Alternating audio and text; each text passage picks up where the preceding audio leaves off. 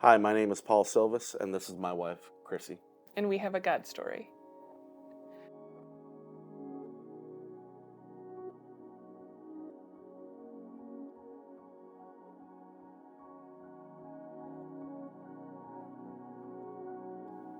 Growing up, I remember my mom always tithing. It was never a question. That was the first check to go out.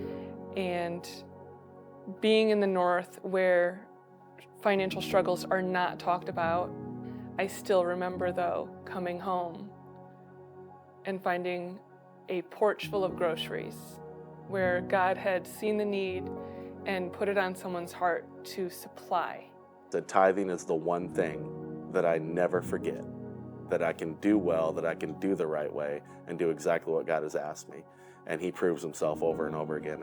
What I love, and you'll hear more about it, is it went from tithing, from being obedient, to seeing the absolute radical generosity of others change our lives completely.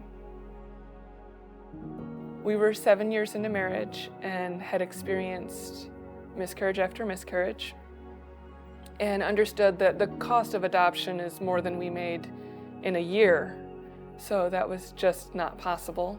On a Tuesday, a woman had been in a Bible study and shared that she had a friend that needed someone to adopt her baby.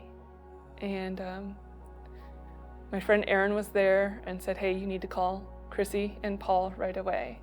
And that Saturday, we met our son's birth mother, and she asked us to adopt him. I mean, the excitement of that was incredible. We knew we were going to have to make some pretty big sacrifices. A friend, Stephanie Lippard, came and just asked, "Hey, what's the cost of the home study?" We already knew it was going to be just under $2,000 because it had to be done quickly. And then that night, we went for Sunday night church. And she came with an envelope with everything needed for that home study. And this was not a family who was well off in any way. One of our students, he came over and knocked on the door, and he goes, "I don't have much, but here's my money."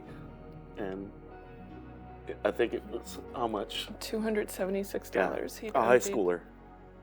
And I just couldn't believe it. It was more money than we had. But anyway, it was pretty powerful. And this is our family today.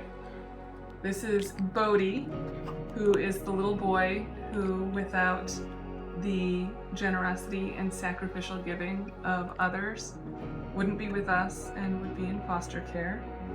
And this is our Isley, who we adopted as an embryo. There are missionaries, and there are missionaries of supplies. If you're not going to go into the field, if you're not going to be the missionary, you have to be one who will send them. And that applies to so many ways in life, not just the missions field, but through gift. And I know we went without for so long, and we met, handfuls of people in our ministry life that they were that to us. Mm-hmm.